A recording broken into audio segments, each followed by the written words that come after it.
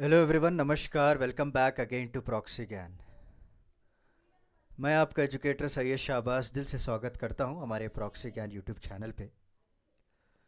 दोस्तों, आप सभी लोग जानते हैं कि मैंने इंडियन पॉलिटी की जो लक्ष्मीकांत की सीरीज़ थी उसको मैंने शुरुआत की थी। दोस्तों, आई थिंक हम लोगों ने जो है 23 लेक्चर्स तक कंप्लीट कर चुके हैं।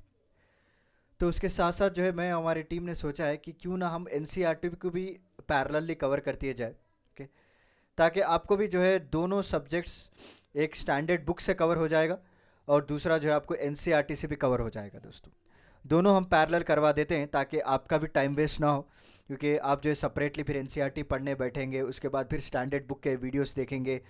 तो हम लोग एक काम करते हैं, आप एक टाइम टेबल बना लीजिएगा। तो मेरा जो लेक्चर है ऑब्वियसली शाम के 7 बजे किसी हालत में लाइव हो जाता है। ओके, और मैं जो इंडियन पॉलिटी का जो लेक्चर है, जो एनसीईआरटी किताब है, तो इस लेक्चर में हम क्लास 11 को कवर करने वाले हैं। क्लास 11 और क्लास 12 पहले इंपॉर्टेंट है, उसको हम कवर कर लेंगे। उसके बाद मैं क्लास 6, 7, 8, 9 वहाँ से स्टार्ट कर दूंगा। ठीक है, क्योंकि क्लास 11 शुरुआत करने का मेरा एक ही मकसद है दोस्तों, क्योंकि कई तरह के जो टॉपिक्स हम लोग लक्ष्मीकांत पे डिस्कस कर रहे थे, वहाँ से आप इसको इंटर रिलेट कर पाएंगे दोस्तों। जी हाँ, तो इंटर रिलेट कर पाएंगे। तो इसलिए मैं सोचा कि पहले क्लास 11 और 12 को स्टार्ट करते हैं ताकि पैरेलली आपको समझ में भी आ जाए। एंड एक स्टैंडर्ड बुक और एनसीईआरटी दोनों भी आप कंप्लीट कर सकते हैं एक ही बार में। तो ये लेक्चर डेली आपको 8 PM मिल जाएगा। तो आप टाइम टेबल बना लीजिएगा कि एक सुबह में एक लेक्चर देख लेंगे आप, या शाम में एक लेक्चर देख लेंगे। ओके, ताकि दोनों भी कवर हो जाए। और यहाँ पे आप स्क्रीन पे देख सकते हैं कि NCERT Indian polity lecture number 1 है आज हमारा, जहाँ पे हम कॉन्स्टिट्यूशन के बारे में पढ़ेंगे। ओके, उसके फंक्शंस के बारे में पढ़ेंगे, क्योंकि जो जो एनसीईआरटीज़ में एग्जांपल्स दिए हुए हैं डायरेक्टली मैं आपको पीडीएफ से पढ़ाऊँगा। ओके, क्योंकि उसमें उतना इशू नहीं होता है, ताकि आपको क्लियरली समझ में आ जाएगा दोस्तों। तो ये नई सीरीज़ आज से मैं शुरुआत कर रहा हूँ। उम्मीद है कि आपको मेरी सीरीज़, मेरा एक्सप्लेनेशन अच्छा लगेगा दोस्तों। और आई रिक्वेस्ट यू कि प्लीज़ सपोर्ट आवर चैनल। बहुत ही मेहनत कर रहे हैं हम लोग, रात दिन एक कर रहे हैं आपके लिए। राइट, प्लीज़ सपोर्ट कीजिएगा हमारे चैनल को, सब्सक्राइब कीजिए, लाइक कीजिए, शेयर कीजिएगा और नोटिफिकेशन बेल आइकॉन को भी ऑन कर लीजिए दोस्तों। राइट, तो चलिए शुरुआत करते हैं। तो जैसा कि आप देख सकते हैं, आज हमारा चैप्टर नंबर 1 है दोस्तों। ठीक है, चैप्टर नंबर 1 डिस्कस करेंगे आज हम, जो कि क्लास 11th की एनसीईआरटी को आज हम कवर करने वाले हैं। सब कुछ मैं धीरे धीरे सारे चैप्टर्स को कवर करवाऊंगा। तो यहाँ पे देख सकते हैं, पहला है constitution, why and how. Okay, तो पहला चैप्टर का नाम है कॉन्स्टिट्यूशन, के बारे में पढ़ेंगे। इसके फीचर्स के बारे में मैं आपको डिटेलली पढ़ाऊंगा।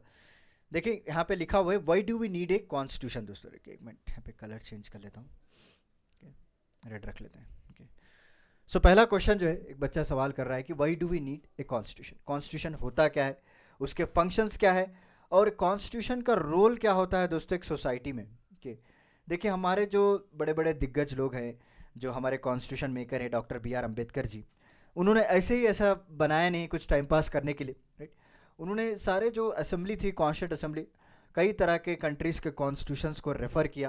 राइट, कई तरह के कंट्रीज़ में ट्रैवल करके पढ़ा, उनके रूल्स एंड रेगुलेशंस को पढ़ा, तब जाके हमारे कॉन्स्टिट्यूशन को डेवलप किया गया। And our constitution is a lengthiest constitution. दोस्तों याद रख लीजिए, बहुत ही लंबा कॉन्स्टिट्यूशन है हमारा। राइट, ऐसे ही नहीं डिज़ाइन करते दोस्तों, हम लोगों को 2 साल लग गए इसको डिज़ाइन करने। राइट, फालतू में कोई डिज़ाइन नहीं करता है। तो इसके कुछ फंक्शंस होते हैं, इसकी ज़रूरत होती है सोसाइटी में। तो यहाँ पे एक एग्जांपल देके समझा रहे हैं।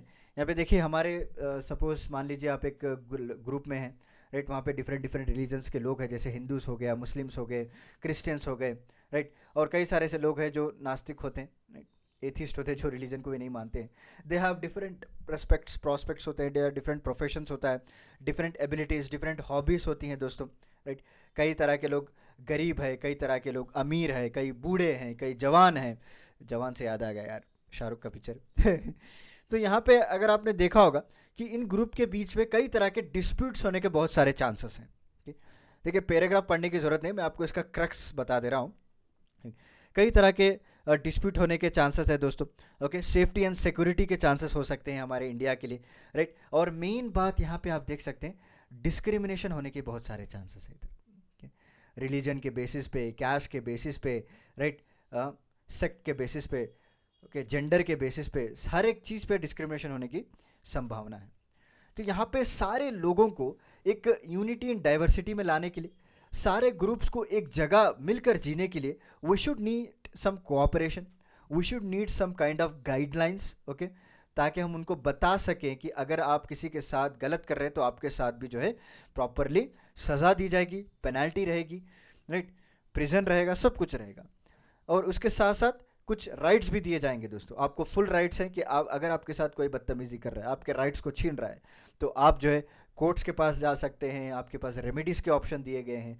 ताकि मकसद यही है कि जितने भी ग्रुप्स मैंने बताए, ये पैराग्राफ वही बोल रहा है आपको कि they need the cooperation of each other, okay, they want that every group has to live together and we need unity in diversity दोस्तों, ठीक है, unity in diversity. So we will enable to live together peacefully, ये हमारा question है जो लड़का पूछ रहा है। तो यहाँ पे इसका आंसर दिया गया है, right. So every individual would be insecure simply because they would not know what members of the groups could do each others, ठीक है।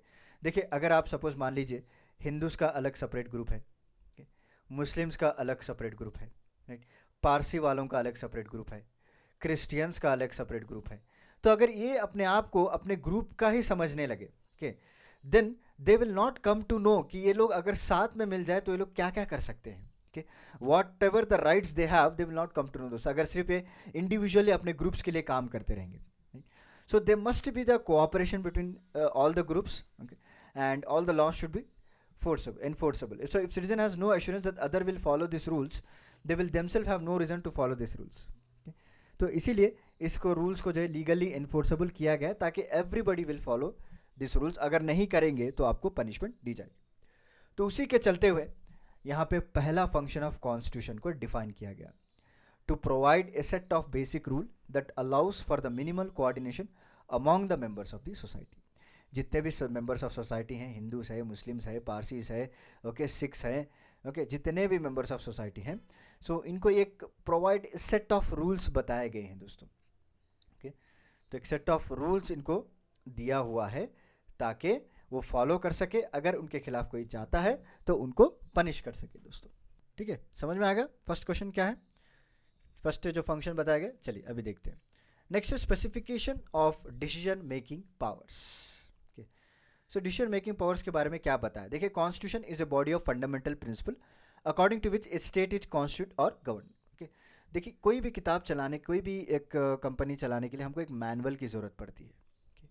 आजकल तो छोटे छोटे मशीन्स में भी मैनुअल दे रहे हैं दोस्तों कि किस तरह से इस्तेमाल किया जाता है। यहाँ तो एक बहुत बड़े देश की बात कर रहे हैं, कंट्री की बात कर रहे हैं, जो कि डेमोक्रेटिक कंट्री है and it is the largest populace country in the world. China को भी हमने ओवरटेक कर लिया। तो इस देश को चलाने के लिए we need to have some fundamental principles, clear, so that we can constitute and govern, but what should these fundamental rules be, okay? So क्या क्या रूल्स होने चाहिए कि कोई कहता है कि मैं इस तरह का रूल बनाऊंगा, कोई सोसाइटी बोलता है कि ये रूल लेके आइए, हर कोई जो है अपने फेवर में बात करना शुरू कर देता है दोस्तों, because they want that their rules should be implemented so that they can be feel comfortable. इस तरह से तो चलेगा नहीं गवर्नमेंट, वही यहाँ पे पहले पैराग्राफ में बोला गया था, ओके। जो रूल्स हैं ऐसे बनाओ जो हर कोई जो है बेस्ट लगे, हर कोई को जो है अच्छा लगे।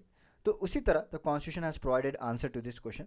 It specifies the basic allocation of the power in the society दोस्तों, okay. So it decides who gets to decide what the laws will be. In principle, the question who gets to decide can be answered in many ways. In a monarchical constitution की बात करें जहाँ पे government नहीं होती है, सिर्फ राजा का राज चलता है, तो ये मोनार्क डिसाइड, ठीक है।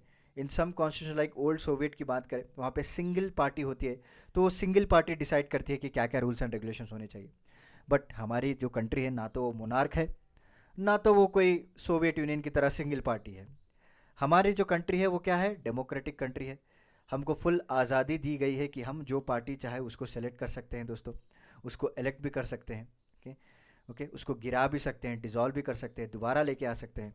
तो यहाँ पे जो है पीपल को ऑप्शन दिया गया टू गेट डिसाइड, ओके, समझ में आ गया। However people will not directly make the rules, people हम क्या करते हैं, we vote, directly vote on each matter, okay.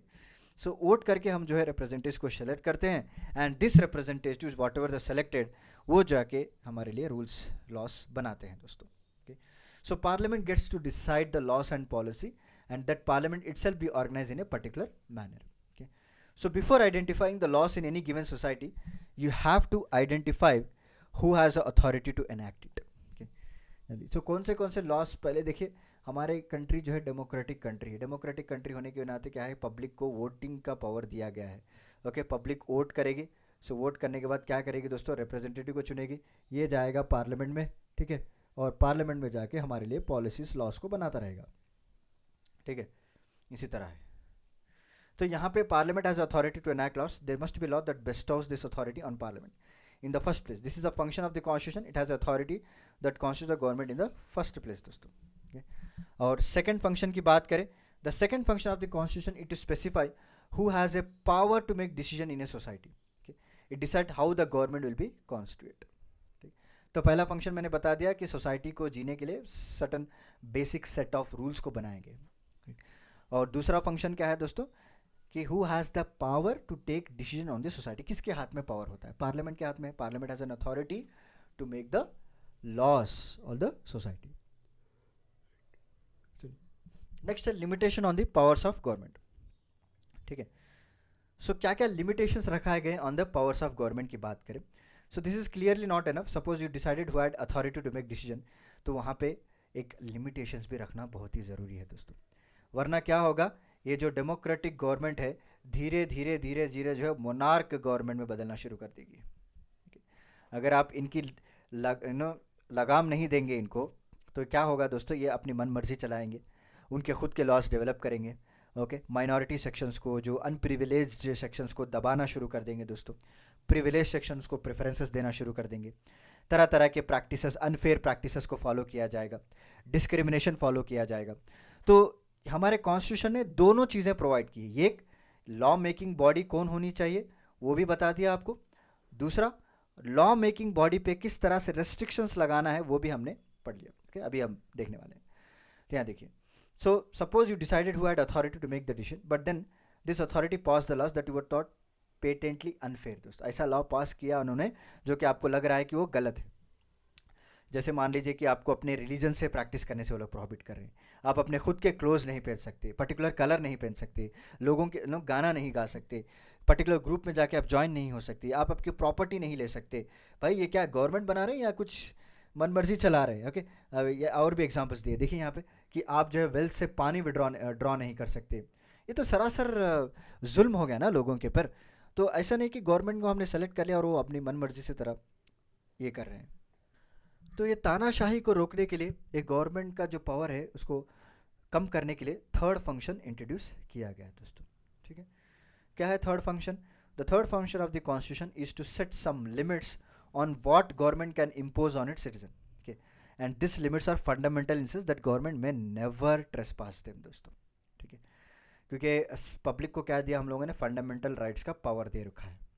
अगर आपने मेरे इंडियन पॉलिटी का जो लेक्चर और एक सीरीज़ है लक्ष्मीकांत की, वहाँ पे अगर मेरे लेक्चर्स देखे होंगे, स्टार्टिंग लेक्चर्स में हम लोगों ने फंडामेंटल राइट्स के बारे में डिस्कस किया था।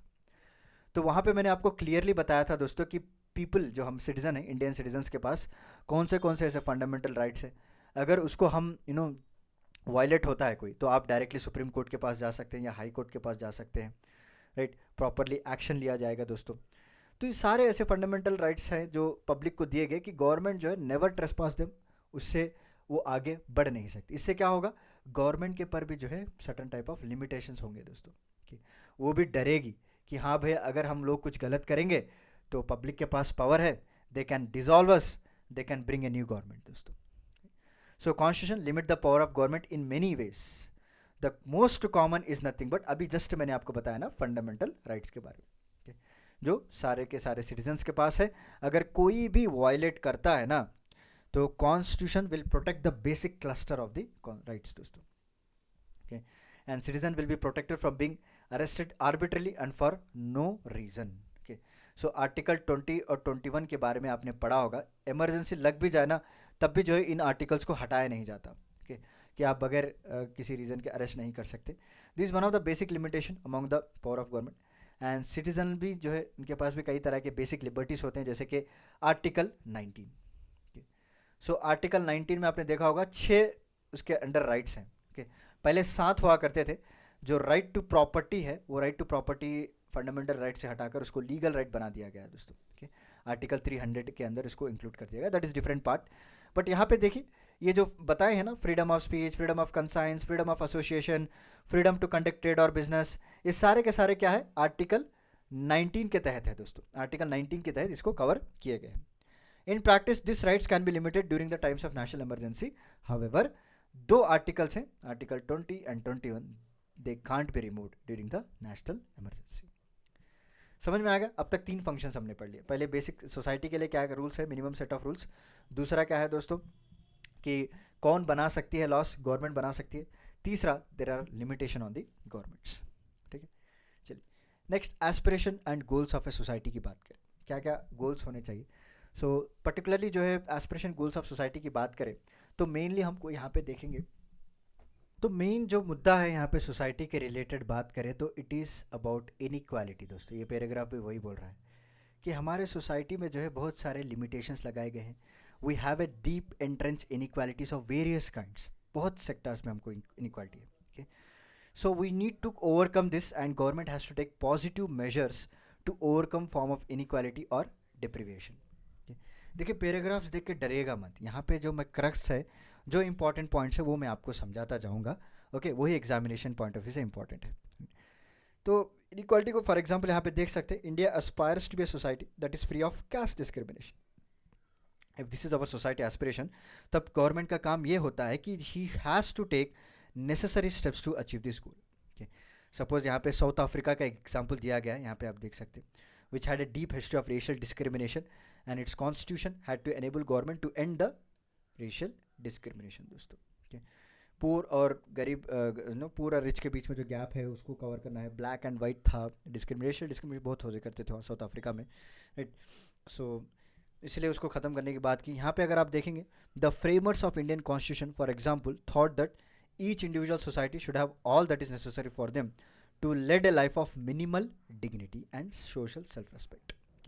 हमारे जो कॉन्स्टिट्यूशन मेकर्स हैं, हमारे जो कॉन्स्टिट्यूशन फ्रेमर्स हैं, जैसे मेन कैरेक्टर है हमारे डॉक्टर BR अम्बेडकर साहब, उन्होंने अपने माइंड में एक ही बात रखी दोस्तों जब भी कॉन्स्टिट्यूशन बना रहे थे कि मैं ऐसा कॉन्स्टिट्यूशन बनाऊंगा जो सारे लोगों के लिए इक्वल होगा।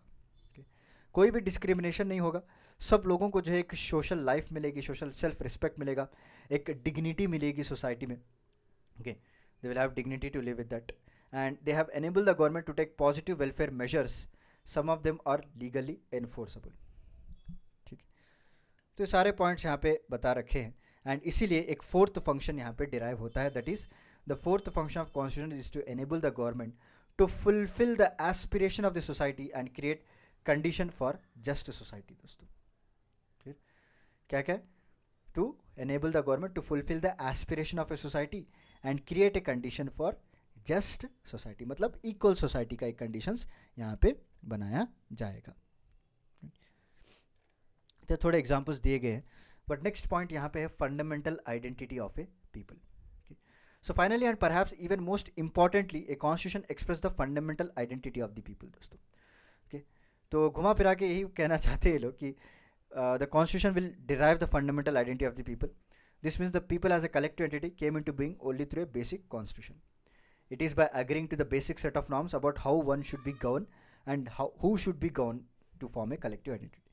Okay, लोगों के पर किस तरह से गवर्नेंस का रूल्स एंड एप्लीकेशन अप्लीकेबल रहेगा एंड कौन गवर्न करेगा, ये मोस्ट इंपॉर्टेंट प्रायोरिटी है जो कॉन्स्टिट्यूशन के जरिए से यहाँ पे हमको बताया गया है। दोस्तों so the constitution sets authority constants upon what may और may not to do.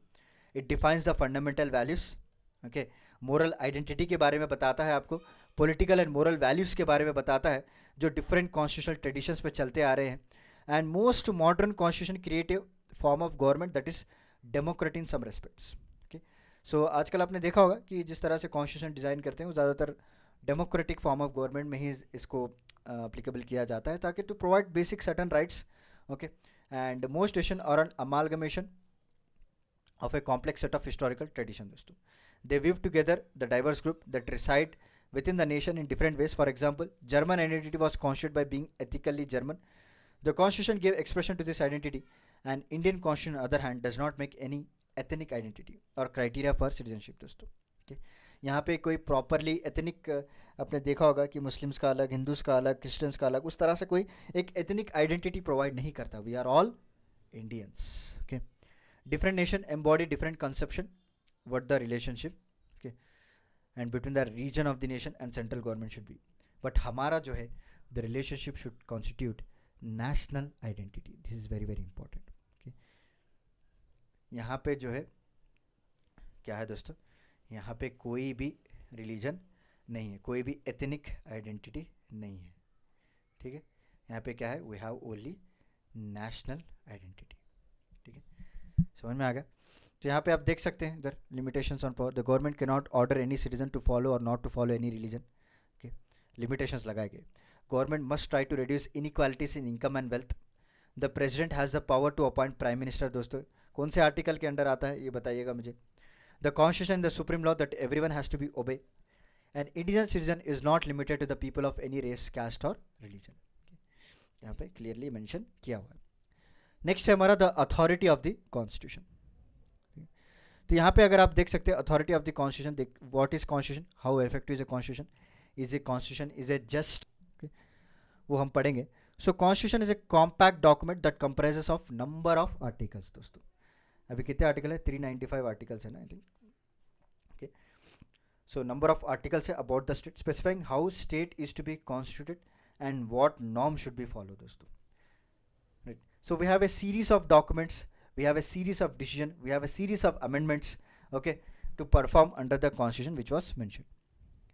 So mode of promulgation की बात करें, this refers to how constitution comes into being, who crafted the constitution and how much authority did they have. In many countries, constitution remain defunct because they are crafted by military leaders or leaders who are not popular, who do not have an ability to carry the people with them. The most successful constitution की बात करें तो पहले number पे आता है हमारा India. सो दूसरा है दोस्तों साउथ अफ्रीका. ओके, तीसरा है यूनाइटेड स्टेट्स. ओके, जो कि कई तरह के नेशनल मूवमेंट्स के पास इन तरह के कॉन्स्टिट्यूशंस को डिज़ाइन किया गया. एंड हमारे जो कॉन्स्टिट्यूशन मेकर्स है दे विल नो कि क्या ज़रूरत है हमारे लोगों के लिए. It is not like military leaders और एनी अदर लीडर्स और ऐसे रात रात बैठ के एक किताब लिख दिया और बोल दिया कि यही रूल्स है, रेगुलेशन है, फॉलो कीजिए. नहीं, हम लोगों ने नेशनल मूवमेंट से गुजरा है. ओके, बहुत ही मुश्किल के साथ हम लोगों को यहाँ पे फ्रीडम मिला है दोस्तों. तो उसके चलते हुए हम लोगों में जो एक्सपीरियंस आया है, जो हमने सीखा है, वो सारा कुछ हमने कॉन्स्टिट्यूशन में रखा है. सो इंडियन कॉन्स्टिट्यूंट असेंबली जो फॉर्म हुई थी वो 1946 में फॉर्म हुई थी, between December 1946 and 1949. So it drew upon a long history of the nationalist movement that had a remarkable ability to take along different sections of Indian society together. Okay. The constitution drew enormous legitimacy from the fact that was drawn up by the people. Okay, mainly जो है यहाँ पे जो immense public credibility से देखकर, okay, public support से देखकर जो experience हमको लोगों को लगा है, उससे हम लोगों ने constitution को डिज़ाइन किया गया है दोस्तों. Okay. The final document reflected the broad national consensus at that time. जैसे मैंने कहा सारे पब्लिक क्रेडिबिलिटी के देख के हम लोग डिज़ाइन किया. Some countries have subjected their constitution to full fledge referendum where all the people vote on desirability of the constitution. Okay, so कई ऐसे कंट्रीज हैं जहाँ पे रेफरेंडम चलता है जो ओपनली पब्लिक के हाथ में दे दिया जाता है दोस्तों कि आप वोट कीजिएगा कि हम सर्टन क्लॉज को, ओके, ये सर्टन अमेंडमेंट को हम लोग कॉन्स्टिट्यूशन में इंक्लूड करें या ना करें. ठीक है, रेफरेंडम चलता है. वही the Indian constitution was never subjected to such referendum दोस्तों. Okay, but nevertheless carried enormous public authority because it has a consistent backing of the leaders who are themselves popular. Okay. So constitution itself was not subject to referendum. The people adopted by their own by abiding to the provisions. Right? तो चलिए मैं यहाँ पे stop कर देता हूँ. Next lecture में हम पढ़ेंगे substantive provision of the constitution, क्या क्या होता है, क्योंकि सब कुछ हम एक ही लेक्चर में पढ़ेंगे तो आप भी जो है कन्फ्यूजन हो जाएंगे. नेक्स्ट 2 लेक्चर्स में इसको मैं चैप्टर 1 का कंप्लीट कर दूंगा. स्लोली पढ़ा रहा हूँ दोस्तों ताकि आपको भी अच्छे से आइडिया हो जाए. अगर मैं चाहता तो एक ही लेक्चर में सारा चैप्टर 1 कंप्लीट कर सकता था. थोड़ा तीरी पार्ट है, आपको देखते हुए नींद भी आ सकती है. मैं कोशिश कर रहा हूँ कि आपको एक रियल टाइम एग्जाम्पल से लिंक करवा कर समझा सकूँ. ओके, और थोड़ा थोड़ा पार्ट करके समझा सकूँ ताकि ऑब्वियसली है यार, समझ सकता हूँ, मैं भी एक स्टूडेंट था कि हम लोगों को किस तरह की पढ़ने की मैंटेलिटी होती है. तो चलिए मिलता हूँ मैं आपको अगले लेक्चर में कुछ इंटरेस्टिंग टॉपिक के साथ. तब तक के लिए धन्यवाद दोस्तों. और इसके साथ साथ मेरी इंडियन पॉलिटी की लक्ष्मीकांत सीरीज़ भी जो है वो भी साथ ही साथ कैरी आउट कर रहे हैं, वो भी आप देख सकते हैं ताकि 2 भी पैरेलली आपको होते जाए दोस्तों. तो थैंक यू सो मच दोस्तों. Take care, stay safe, stay healthy. Thank you so much.